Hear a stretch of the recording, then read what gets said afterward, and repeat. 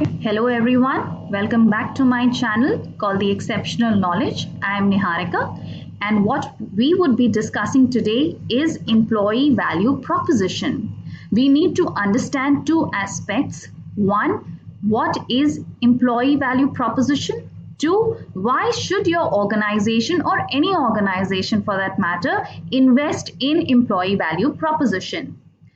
In today's times, companies no longer enjoy an upper hand in recruitment or selection or even retention of talents.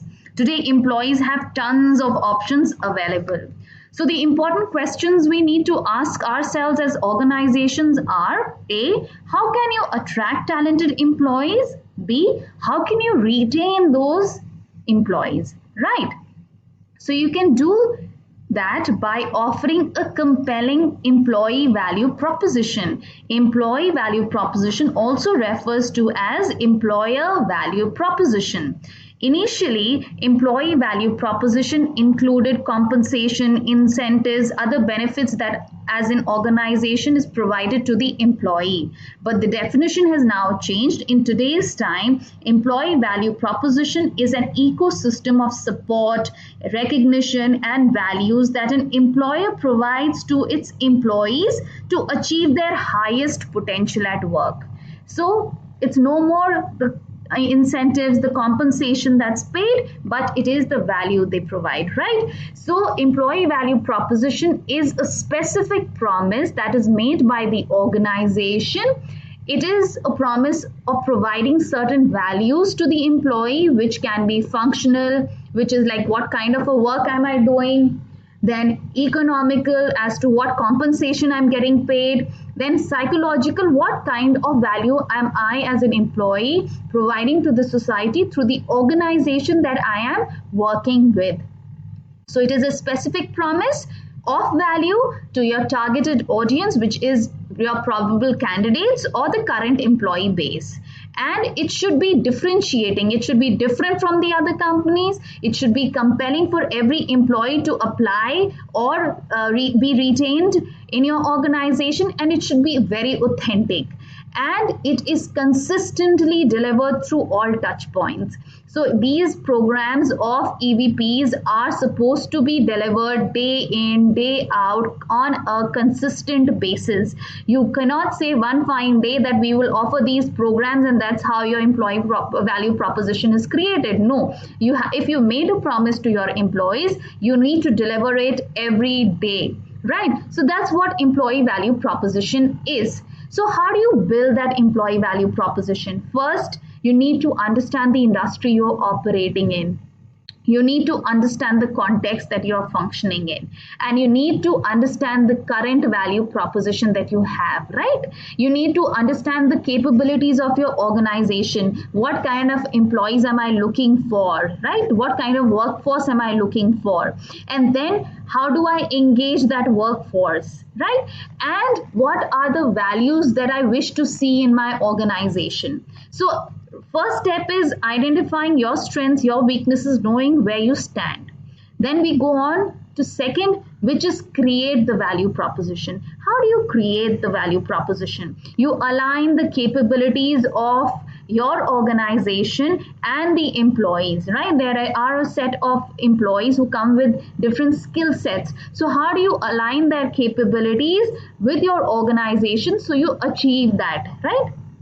So it is that promise that I as an organization is providing to my employees when they in return give me skills and capabilities and work for my organization. So how do I create? I create a link between them. Then third is I develop a branding strategy.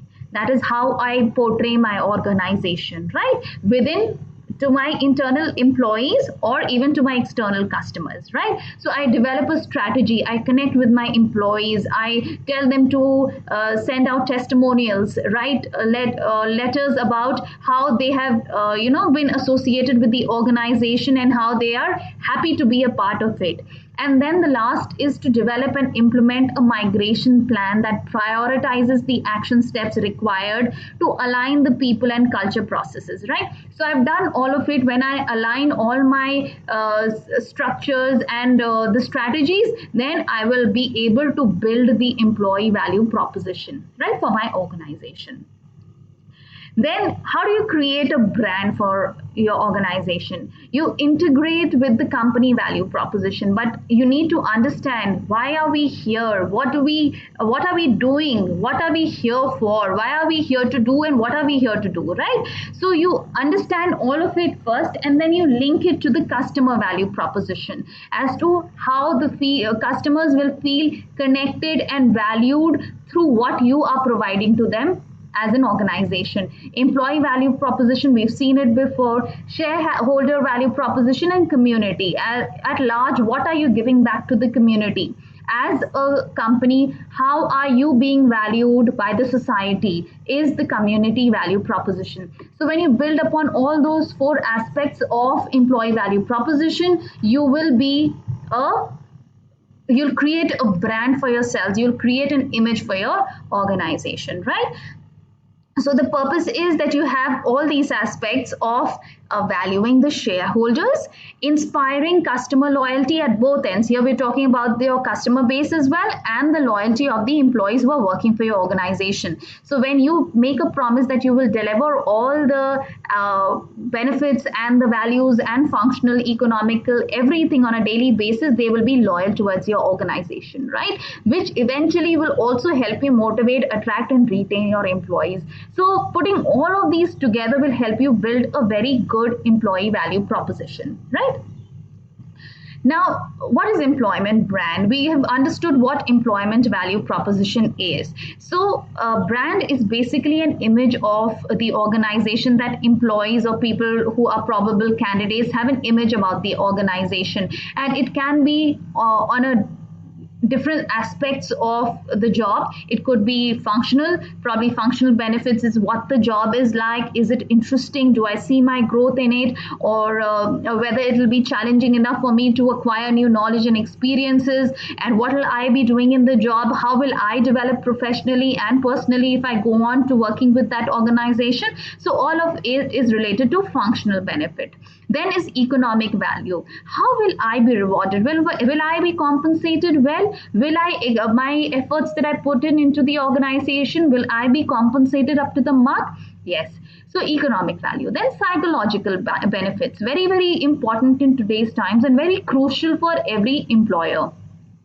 What will I be part of? What will I belong to? And how will I feel? And how will my efforts help drive a greater mission? So it's something which is adding value to the society at large. If I am able to contribute to something which is being able to benefit the society at large, I will feel more valued, that my efforts and skills and capabilities are valued when I work in this organization, because I am indirectly being able to help the society to become better or provide my services indirectly to the society, right? So that's how all these aspects help us to build a brand for our organization. Then how do you market your value propositions? You have to not only market it to the talents that are available, but you also have to market it to the customer base, which is your external brand. So you have a very strong employment value proposition if you target both the ends of talent market, where your probable candidates are going to be picked up from, and the customer base or the consumer or the customer base. You need to market yourself as an organization at both ends to be able to have a very established employment value proposition. So this is all about employment value proposition, and I hope I made myself clear. If you have any doubts, you can put them in the comments box and I'll get back to you.